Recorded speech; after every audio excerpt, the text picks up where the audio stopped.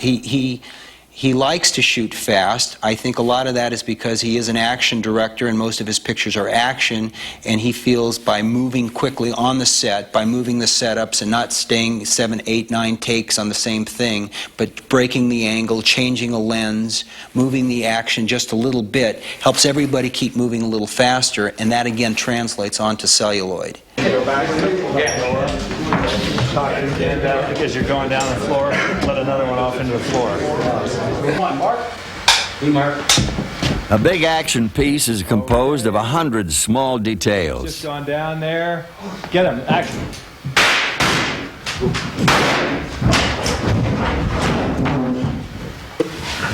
One of those details. Actor Ron White is ready for a shot, and a shot. A squib, a small explosive charge, is placed behind a bag of artificial blood. It's right here. That's one of them. And the other here is right here.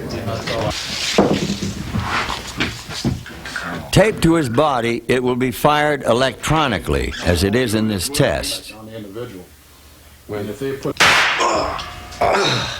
Just kidding. The result is highly realistic. Still, things do go wrong. On stage, they're preparing the final confrontation between Daggett's deputies and Money.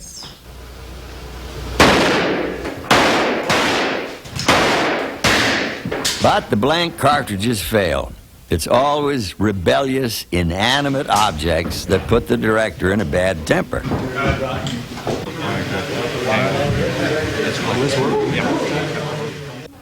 New, stronger loads are tried. You rolling? Action. Okay.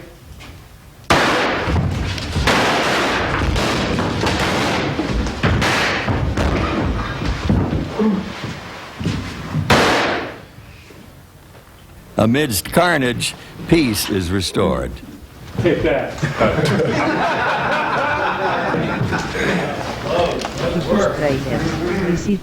Months later, working with Joel Cox as editor since 1982, Eastwood meticulously orders and shapes Unforgiven's climactic sequence. He says he loves editing more than any other aspect of filmmaking. I guess the best thing is when you put it all together and it works. At least in your mind, it works. And you go, okay, this is the way I envisioned it, and this is the way it came out.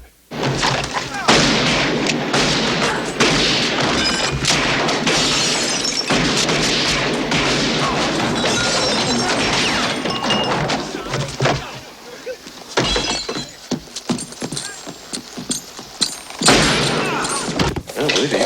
You killed 5 men, single-handed. I was lucky in the order. But I've always been lucky when it comes to killing folks.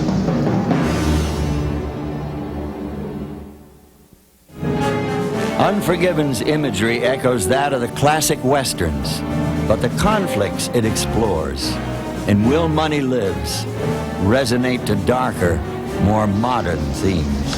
I'll see you in hell, William Money.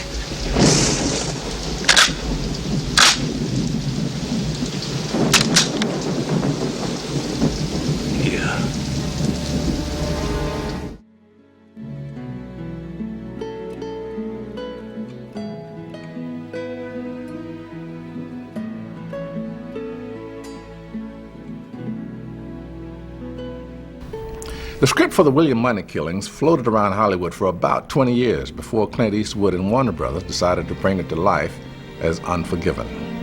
And Unforgiven manages to break all of the bounds of the Western genre that we are used to. The Old West being portrayed without romance, without glamour. And the violence is shown at its agonizing worst. What I'm doing is yeah? Unforgiven also delivers us a message about the nature of violence, that violence corrupts the soul, and everyone is haunted by the realization that the price of death never quite gets paid. Take a drink, kid.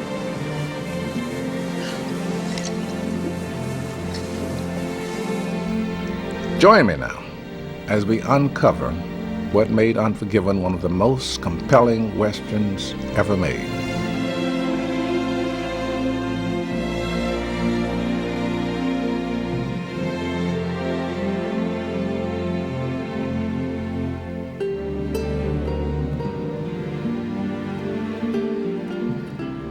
The script was first submitted to me sometime earlier, and the lady who was reading for me, Sonia Chernis, who was a close friend of mine, she didn't care for it. She had these horrible things to say about it, it's too overly violent, all this sort of thing, and I'm going, oh God. So I didn't really look at the script right away. And then I was looking for somebody to rewrite another property I had, and they said, would you get David Peoples to do a rewrite? He'd be terrific. I'll give you an example of his work, but it's not available. It's owned by Francis Coppola, but this will give you a sample of his writing. So I sat down, I read the script, and I just loved it right away. I thought it was everything that I ever wanted to say in a Western, was never able to, because a lot of times people take sort of the obvious route in Westerns, and they sort of just go for the formula. Let me show you something. Just a minute. Look here. I don't just... Take that. Go on, take it. Now, there's the key. All you gotta do is shoot me. And you and Bob can just ride on out of here free as birds. What excited me about the script is you never really knew where it was going. It started out with the Little Bill character, the character Gene Hackman plays. First you got to cock it.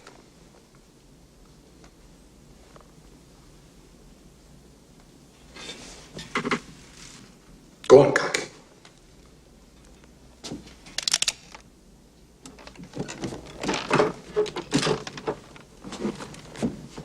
Now you gotta point it. Go on, point it.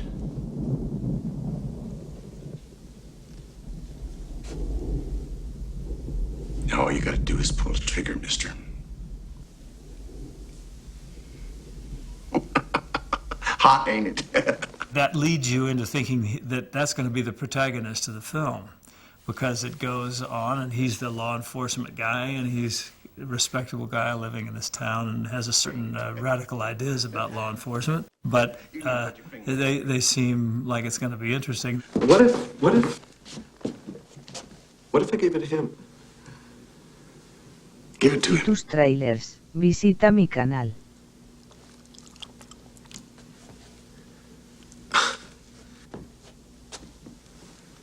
You don't really want me to give it to him.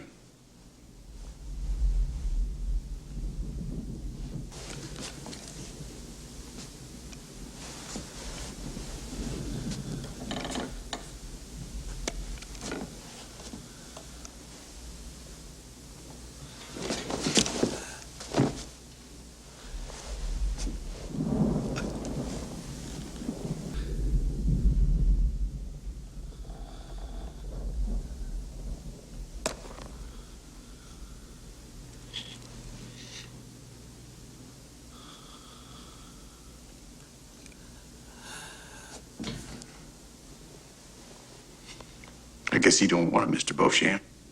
And then you cut to this William Money character who's a pig farmer out in the boondocks, and he's having all kinds of troubles, and everything is going downhill for him. You don't look like no rootin', tootin' son of a bitch and cold-blooded assassin.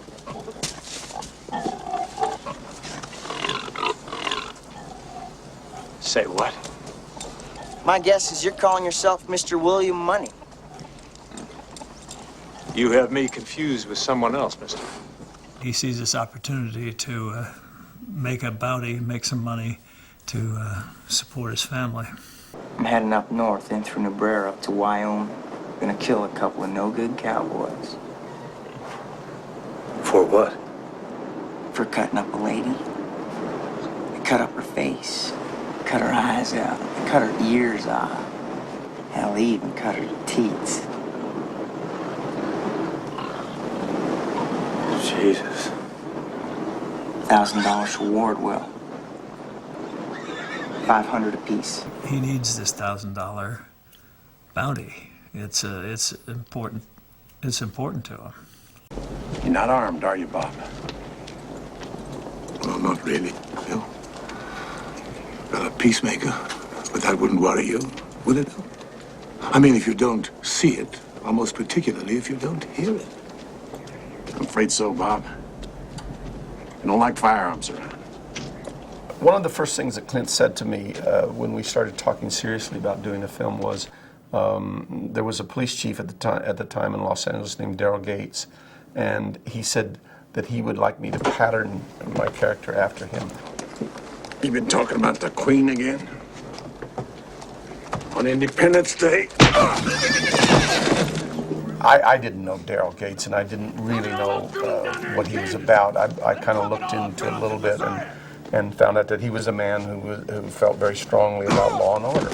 And I think that was enough. I didn't get into his personality or anything else. I think that the backbone of Little Bill was that he believed totally in the law, and that any means to uphold the law he felt was valid.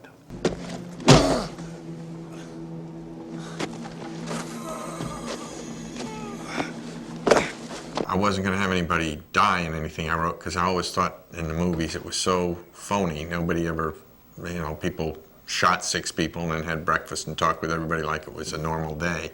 And I just didn't believe any of that, and I just didn't know how you'd do that. And then about that time I saw a Taxi Driver, and I said, wow, that's different.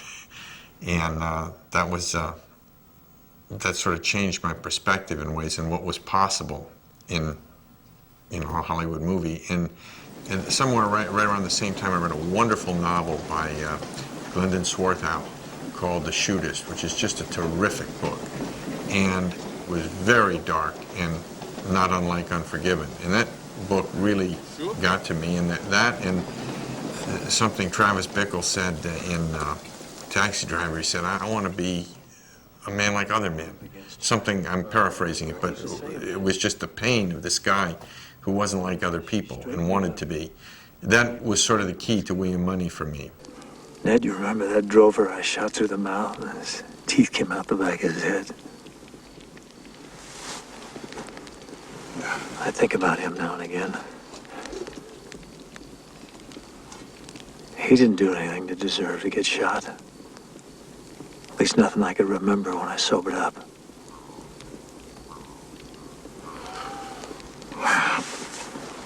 He was one crazy son of a bitch, Will.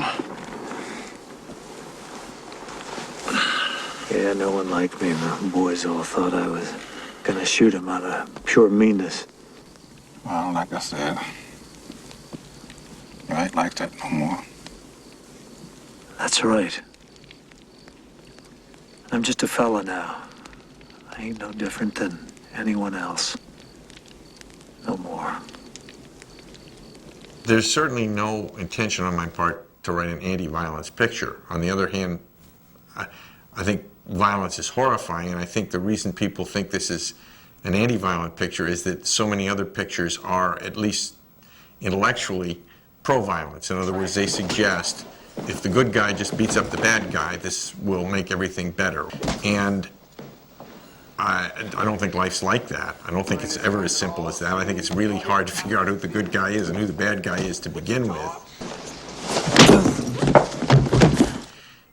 There's an ambiguity to it.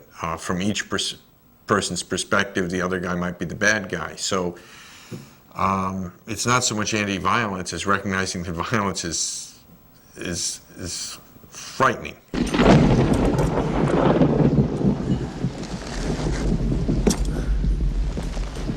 Gene Hackman's character, he has a point of view. Sure, turns out to be villainous, but he doesn't think he's villainous. He thinks he's doing the right thing. He believes in gun control.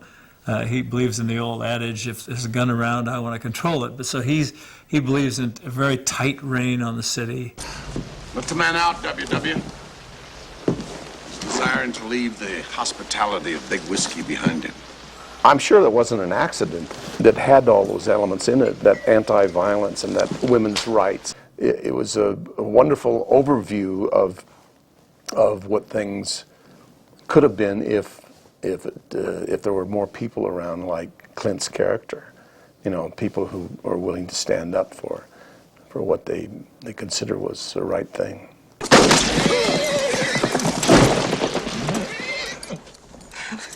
Jesus, fella. In this situation, we're talking violence and movie violence. There's a lot of talk about it. Jesus, boys, my leg's broke. And Unforgiven, I think the violence is kind of a message there that nothing good comes of it. Ultimately, it does damage the soul. He gets in those rocks, we ain't gonna get him. Unless we go down there. What rocks? Why don't you shoot? What's going on, Ned? Can't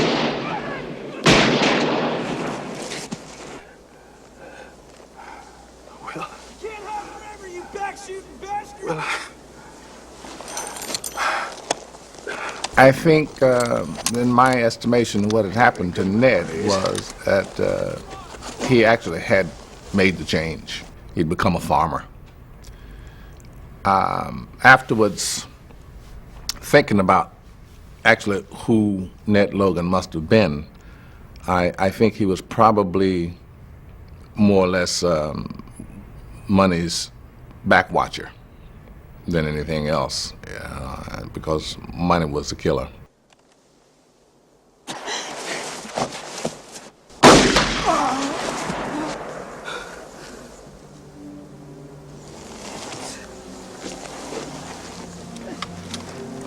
Here, reload this. I don't think it was a conscious effort to take the film into anti-violence, but I do believe that the film itself, the script itself, lent itself to it. It's exactly what it was. It was kind of, when you think about a guy coming out there to defend women, and back in the West, that just didn't happen. I mean, the style of the film was very different, and it definitely set a tone that was actually going on in society about anti-violence stuff at the time. I'm dying, boys!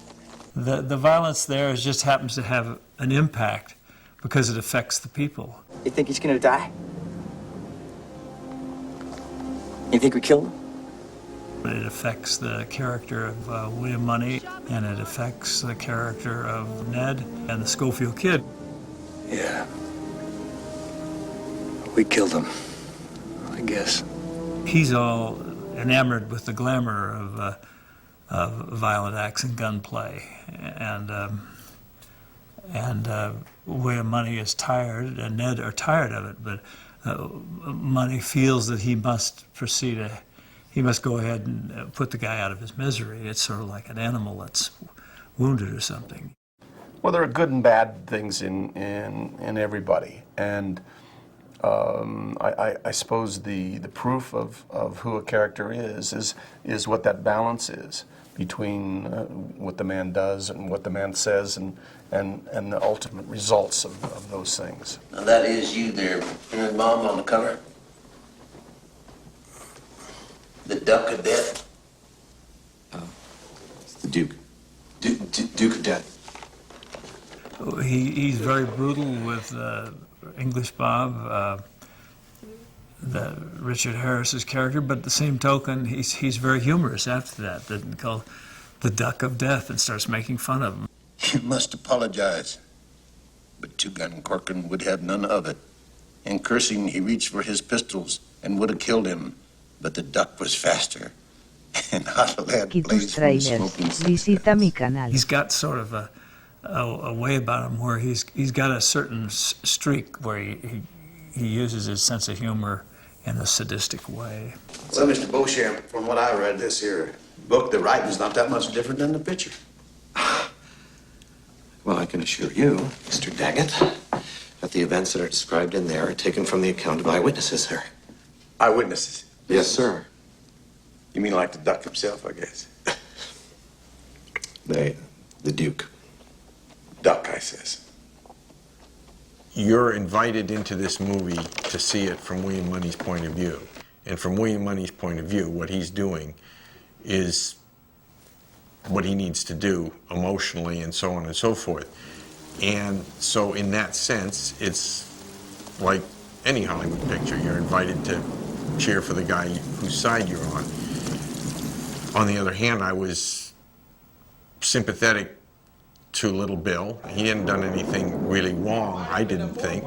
But I don't think that the world is as simple as the good guy always wins. I mean, you get people in conflict and they're both right. And that was, and I liked Little Bill an awful lot. Who's the fella who owns this shithole? Now he had his own personal vendetta.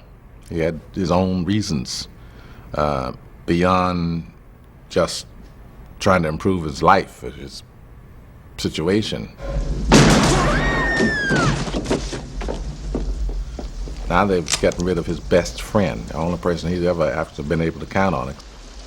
Well, sir, you were a cowardly son of a bitch. You just shot an unarmed man. Well, he should have armed himself. He's gonna decorate his saloon with my friend. But when we got to the scene at the end, when Bill Money's got Little Bill down on his back in the place and stuff, now I had imagined that scene because I wrote it. What those actors put into it, I practically fainted seeing that scene. The intensity and the stuff they did, whoa, it just knocked me out.